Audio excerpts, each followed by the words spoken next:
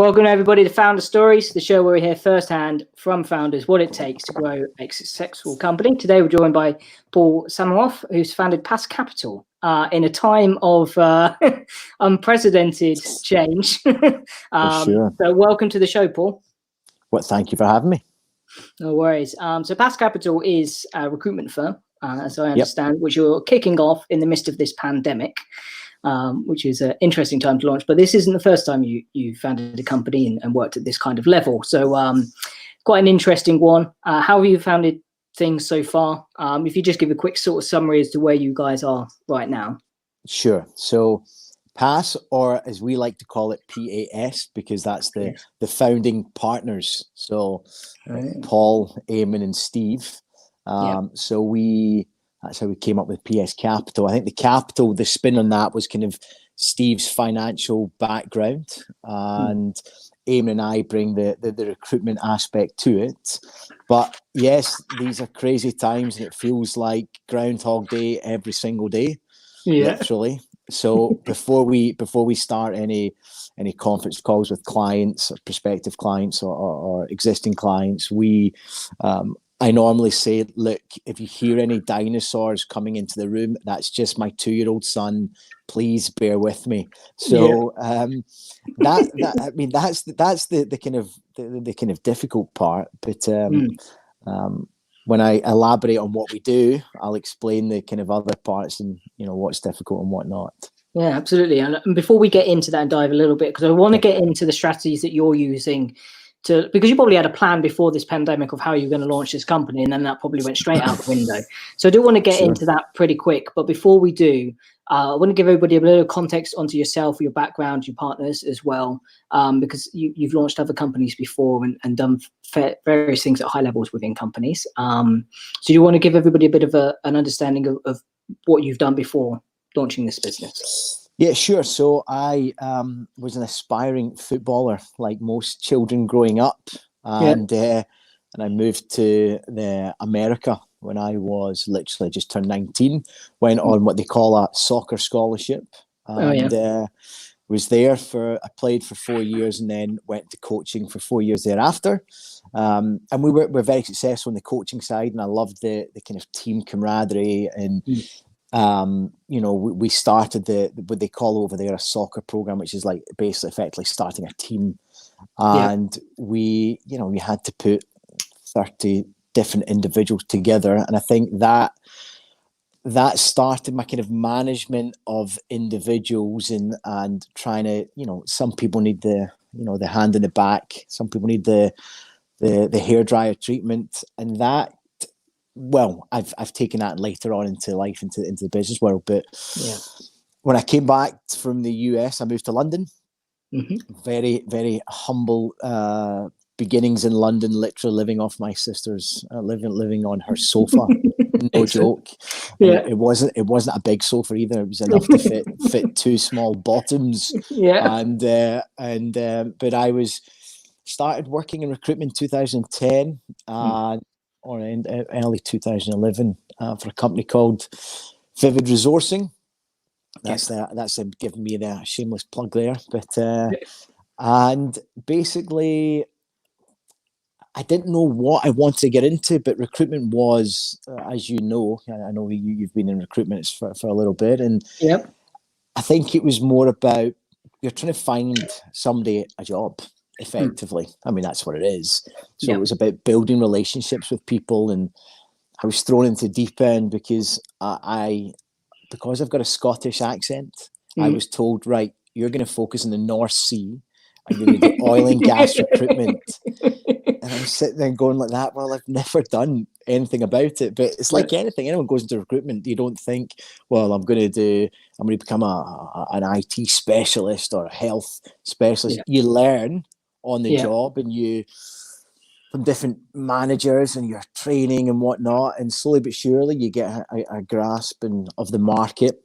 And I was very fortunate that I came in and I was very hungry moving back from the States, and I had literally not much, if anything. And starting to learn the trade, starting to deal with some very large clients. I mean, my biggest clients came within the first year. and that stemmed on to other things. In the recruitment world, you get headhunted quite regularly from rec to rec agencies and whatnot. Yeah.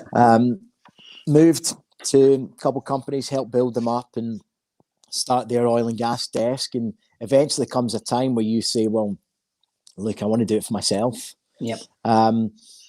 And I think when you speak to a lot of directors or founders of companies, they'll say to you how much they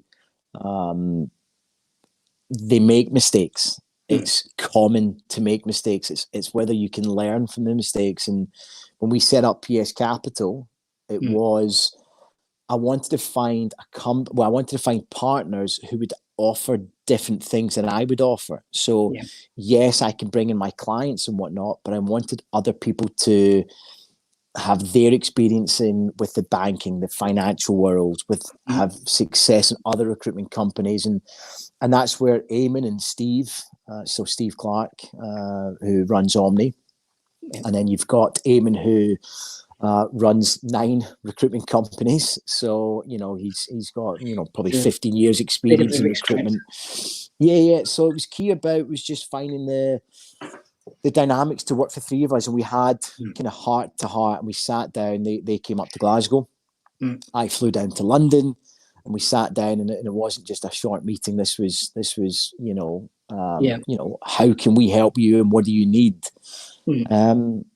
Fast forward, here we are in the pandemic, and actually we're on a hiring drive. We are busy. We're very busy with tenders, so we're blessed in that shape. But definitely, we've had to change things, which I will elaborate on. And shortly. so you've kind of pulled this together then, as far as I understand so far, from the experiences you've all had. You bring in your own clients, perhaps, or a database. You're not coming from an absolute zero standpoint and getting into that. But obviously, to build for the long term, you're going to have to, if you're going to be a one-man kind of desk and build out your desk, you can probably get to, 5 to 10 consultants, something like that, because you can probably be a good enough recruiter by yourself to just build that amount of business. But if you want to build a very big company, you need to teach other people how to do it, and you need to build brand. So how have you gone about those sort of strategies? How have you put them in, and then how have they changed in this pandemic? They probably all went out the window, but you're right. I mean, if someone's to do it by themselves, you're right. They could probably get 2 or 3 guys in an office with them, and you could be bouncing ideas off, and it's just really bashing the phones to bring in clients. I didn't want that approach. I wanted to utilize my background, hopefully bring in some older clients and whatnot. But this has been bringing in new clients. Right from the office, is trying to find new clients. And there was a couple key markets that I wanted to focus on. But as a company, we wanted to establish ourselves, bring in some clients, and then grow. Obviously, that's the plan. But if I say obviously, that's our plan, because I don't want to just have something where it's just 2 or 3 people. I want to have something where we can turn around, 2 or 3 years' time, saying, well, what a great start. We've got 20 people, we're going after different markets, and then build something. I want to become one of the biggest recruitment companies in Scotland, and I don't see that's an impossible feat. I think I have built as sales director as an old company of mine. I helped turn over between 8 to 60 million in 20 months for a company in London. And I've been there, I've done that, but I wanted to do it for myself, and that's using their backgrounds in the finance and the banking world would help us. And Eamon's experience of already growing recruitment companies substantially was key, because it means that I could focus on the more business development side of things, whereas the operations side of things, which I'm not a massive fan of, which I don't know many people are, and all the paperwork and all the things that come into it, I could leave that to, we've got a group ops director who oversees the 9 companies. We've got a group CFO. So that would allow me to do my specialty, which was selling and bringing in new clients. Yeah. Okay. So the way I always think about brand development and like sales, or however you want to approach it, is kind of in 4 categories. So you've got broad communications and personal communications. And then you've got within those 2, stuff that you produce internally as a company, or stuff that's produced externally. So an external broad thing would be like a sponsorship of a program, like McDonald's sponsor the World Cup. It's a very broad thing, and it's somebody else's. FIFA are actually putting that on, right? So when you do B2B, generally everything is a personal, internally produced communication. You are directly talking to a customer or a client. Like you're going to email them, say, do you need some help hiring? That kind of very direct approach. Is that the kind of category and bubble that you're sitting in right now? As that's how you're going to develop it, personal connections going, I don't mean like, hey, buy something from me, but building relationships on a one-to-one basis. That's what you seem to be saying that you're able to do. And then from that where would you see that going? Do you just want to replicate that out and scale it, teach other people to do the same thing? Or are you thinking about building, I don't want to say brand in like a fluffy sense, but like an inbound system of generating clients? Do you have that approach in mind as well? So yes, but there's also a different aspect to it. And I think because of what's going on just now, we're able to almost offer a different service to maybe what some clients can do. So we are tendering for big projects, and these are very large projects where we are partnering with other companies to try and be clever and creative.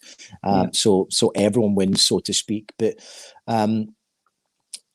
we're kind of offering like a credit facility to companies because, like, let's be honest, people can be struggling just now, whether it's cash flow or whatnot.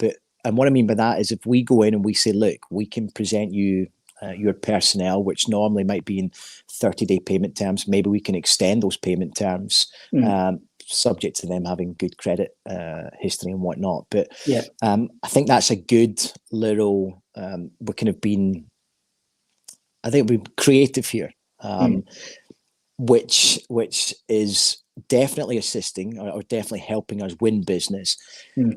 Our key focus has been bringing in internationals into our country. Okay. So that's totally wiped off right from the get-go. I mean, because we cannot do that. Let's be honest, nobody can get on a flight. So my resourcing team, and my recruitment consultants have had to go out and find local candidates. Now, literally, what that means is somebody's got to be working within 30 kilometers of an area. Yeah. Now, our big business in Australia and the Middle East. So you take the size of Australia, where we could potentially have a field of maybe 1,000 to 2,000 people we could pull from. Yeah. We're pulling from 50, 100 people because of the location barriers. Yeah.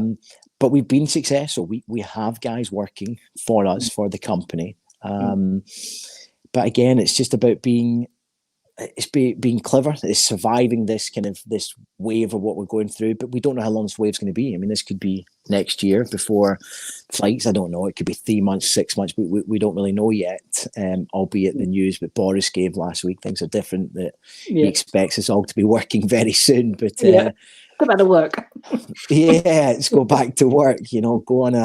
Go on the metro or the whatever to with other people wearing a mask. But anyway, we won't go into politics. But, so it's been creative on that. But the tendering side, and we're trying to win some big business, but doing it with other companies, and that's partnering with other companies to see where they will benefit, see what they can add to our organization, what we can add to their organization, and everyone wins. So again, I don't think other recruitment companies would do that. I think a recruitment company or a company would maybe focus on building their own entity.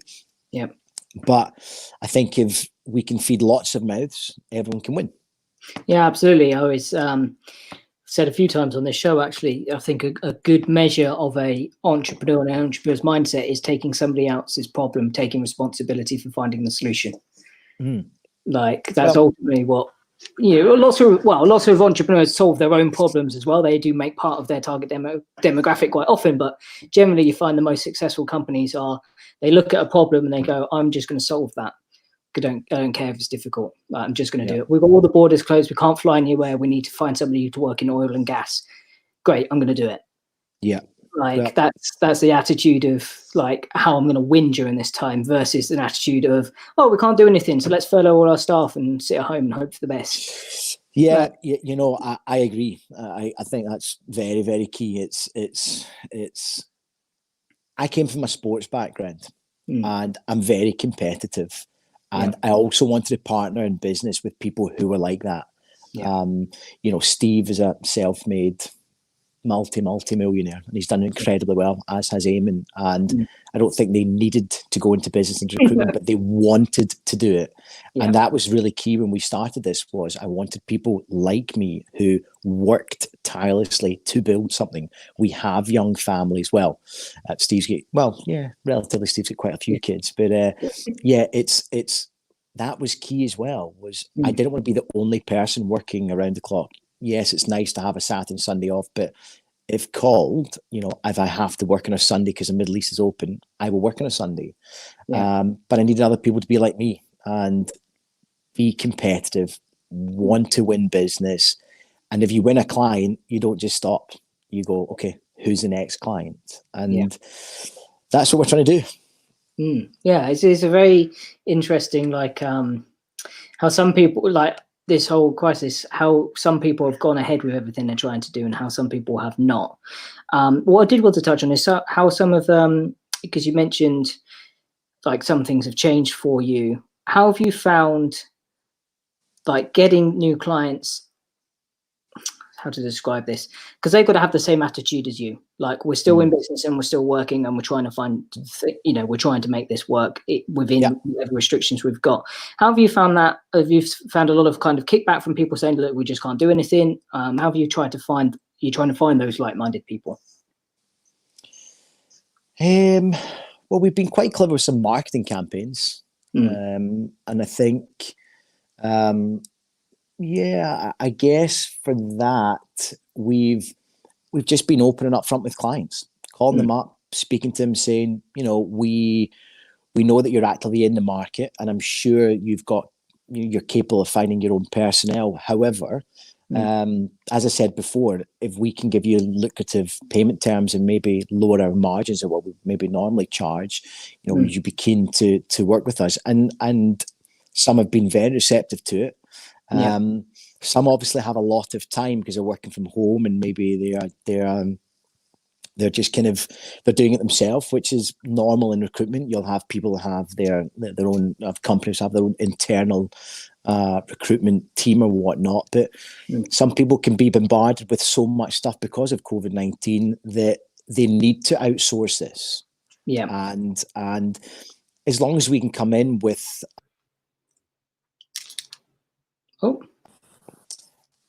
you still there? There we go. Are we still here? Oh, yeah, I can hear you again now. Oh no, you've totally disappeared.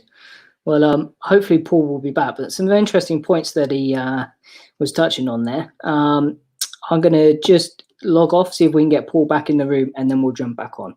Give me 1 second.